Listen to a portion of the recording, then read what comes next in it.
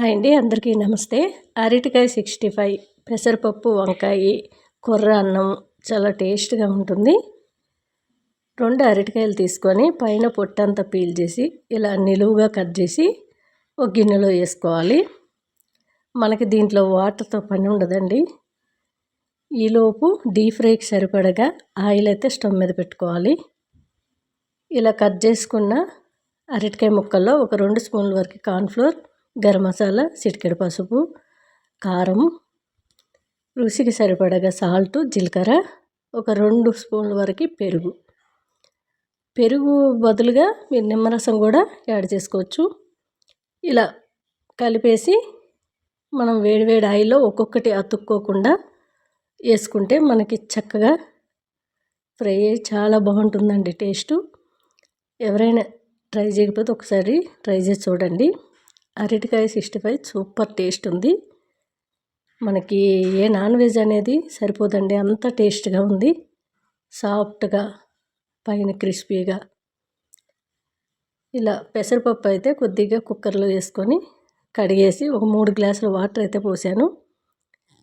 మామిడికాయ పచ్చిది తీసుకున్నాను, పైన పొట్టంతా పీల్ చేసి చాలా పుల్లగా ఉందని సగం వేసుకున్నాను, ఇంకో సగం సైడ్కి పెట్టానండి. ఈ వంకాయలు మన పెరట్లోవే, నిన్ననే తీసి వీడియో కూడా పెట్టాను. 3 వంకాయలు కాసాయి, అవి వేసేసుకున్నాను. పుల్లగా భలే ఉంటుందండి వంకాయ పెసరపప్పు. ఒక ఉల్లిగడ్డ, పసుపు, రాళ్ళుప్పు, కారం పొడి, 3 విజిల్ వచ్చే వరకు స్టవ్ పైన పెట్టుకోవాలి. మనకి అరటికాయ 65 రెడీ అయిపోయింది. మా ఇంట్లో ఒకరు తిన్న కూర ఇంకొకరు తినరండి. ఉల్లిగడ్డ వేస్తే మా పాప ముట్టుకోదు, అందుకనే తనకి అలాగే చేయవలసి ఉంటుంది ప్రతి కూర కూడా. మా మనవరాల కోసం ఆలు వేపుడు, తన అరటికాయ తిందు ఆలు వేపుడు చేశాను. ఇదైతే పెసరపప్పు కోసం పోపండి. కొద్దిగా ఆయిలు, ఆవాలు, జీలకర్ర, మెంతులు, వాము, సోంపు దినుసులు, ఎల్లిగడ్డ, ఎండుమిర్చి, కరివేపాకు, ఇంగువ, అంతేనండి. మనం కవ్వంతో కొట్టుకున్నాం కదా పప్పు అంతా మెత్తగా. కవ్వంతోనే నాకు అలవాటు కాబట్టి కవ్వంతో కానీ మీరు పప్పు గుత్తుతో కానీ మెదుపుకోండి. ఇది ఆలు అండి మా మనవరాల కోసం. కొర్రలు అయితే ఇక ఇంట్లో అందరూ అదే అలవాటు కాబట్టి ఇలా పప్పు వేసుకొని సైడ్ డిష్గా ఆలు 65, అది అరటికాయ 65 పెట్టుకొని కొద్దిగా నెయ్యి వేసుకొని తింటే అసలు ఎంత తింటున్నామో తెలియదండి, అంత టేస్ట్గా ఉన్నాయి. నచ్చితే ఒకసారి ట్రై చేయండి. హాయ్ అండి, అందరికీ నమస్తే. జిలేబీల కోసం ఒక కప్పులో సగం వరకు మైదా తీసుకున్నాను, 1 స్పూన్ బొంబాయి రవ్వ, 2 స్పూన్ల వరకు కార్న్ఫ్లోరు, చిటికెడు సాల్టు, ఒక చిటికెడు వంట సోడా, ఒక 2-3 స్పూన్ల వరకు పెరుగు వేసుకోవాలి. కొద్దిగా వాటర్ పోస్తూ మనం ఇసుకతో కానీ స్పూన్తో కానీ ఉండలు లేకుండా కలుపుకోవాలండి. అప్పుడే సాఫ్ట్గా చాలా బాగుంటాయి. చాలామందికి జిలేబీలు పుల్లగా ఉంటే నచ్చుతుంది. అలాంటప్పుడు మీరు నైట్ అంతా కూడా మూత పెట్టుకోవాలి. ఇలా కలిపేసి నైట్ అంతా పులవబెట్టాలి. మార్నింగ్ చేస్తే పుల్లగా వస్తాయి. ఏ కప్పుతో మైదా తీసుకుంటారో అదే కప్పుతో 2 కప్పులు షుగరు, 1 కప్పులు వాటర్ వేసి, మనకి గులాబ్ జామున్ పాకం కంటే కొంచెం స్టిక్కీగా ఉంటే సరిపోతుంది. లేత తీగ పాకం అంటారు. నేను ఇట్లా థమ్స్అప్ బాటిల్ తీసుకున్నాను, మీరు ఏదైనా కవర్ అయినా తీసుకోవచ్చు.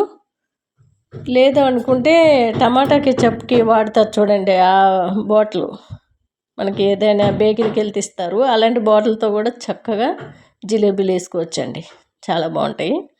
చూసారు కదా, రెడీ అయిపోయింది. కొంచెం ఇట్లా స్టిక్కీగా ఉంటే సరిపోతుంది, లేత తీగ పాకం వస్తే. అలా వచ్చాక కింద దించేసి అదే స్టవ్ పైన జిలేబీల కోసం ఆయిల్ అయితే పెట్టుకుందాము.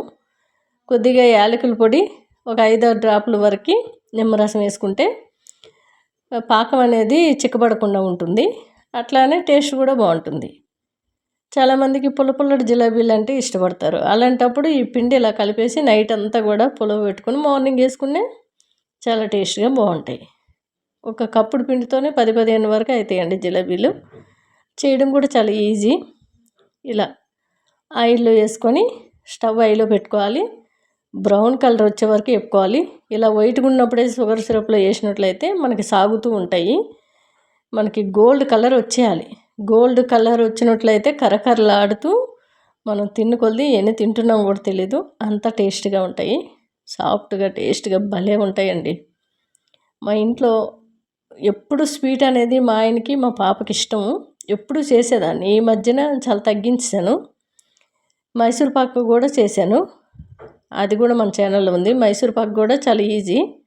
2 కప్పులు ఆయిల్ తీసుకున్న, 1 కప్పు నెయ్యి, 1 కప్పు ఆయిల్ తీసుకొని శనగపిండి 1 కప్పుడు తీసుకున్నట్లయితే మైసూర్ పాకు చాలా పర్ఫెక్ట్గా వస్తుంది. అది కూడా ఇంకోసారి చేసి చూపిస్తాను.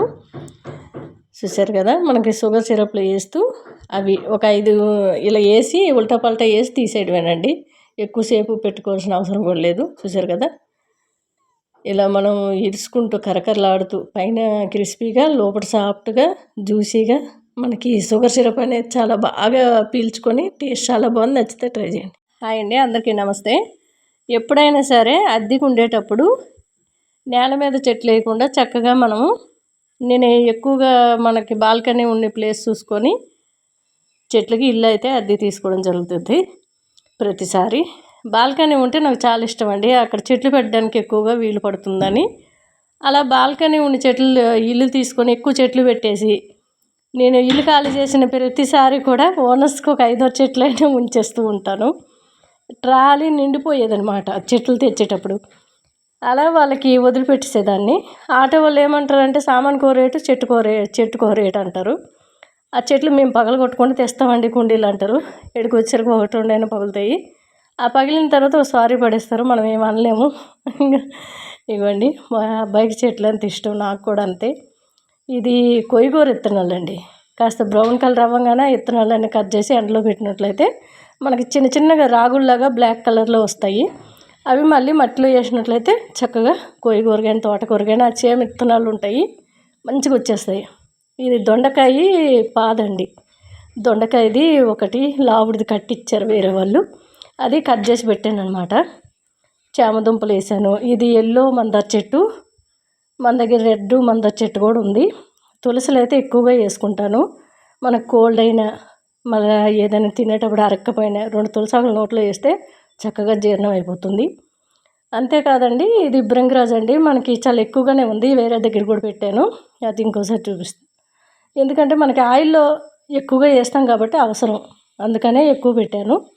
కరివేపాకు అంటే ప్రతి ఇంట్లో ఉండవలసిన చెట్టు. ఇది శంకు పువ్వుల చెట్టు అండి, బ్లూ కలరు. బ్లూ ఉంటాయి, వైట్ ఉంటాయి, ఎల్లో ఉంటాయండి శంకు పువ్వులు. అవి కూడా మనకి ఏంటంటే మార్నింగ్ కషాయంలో కాసుకొని తాగితే బెనిఫిట్స్ చాలా ఎక్కువ ఉన్నాయి. ఇది బచ్చల కూర. వామాకైతే ఇలా టచ్ చేస్తే చాలండి మంచి స్మెల్ వస్తుంది. మా అబ్బాయి మొన్ననే తెచ్చిపెట్టాడు, తనకు చెట్లు అంటే చాలా ఇష్టం. ఇంట్లో కూడా నీడలో పెరిగే చెట్లు ఎక్కువగా తీసుకొని పెడుతూ ఉంటాడు. నేను ఎప్పుడు ఖాళీ చేసినా ఓనర్స్కే సగం చెట్లు వదిలిపెట్టి వస్తుండే, ఎందుకంటే మరి ప్లేస్ ఉండకపోతుండే ఆటోలో. అతనికి 2-3 సార్లు తిరగమంటే అతను ఇబ్బంది పడిపోయేవాడు. ఏంటి మేడం ఇట్లా ఇన్ని చెట్లు 1-2 కదా వదిలేయండి అంటే, ఇంకా ఆ ప్రాణం ధరించకపోయినా వదిలిపెట్టి వస్తుండే నేను. తులసులు ఎక్కువ వేస్తాను, ఆరోగ్యానికి చాలా మంచిది.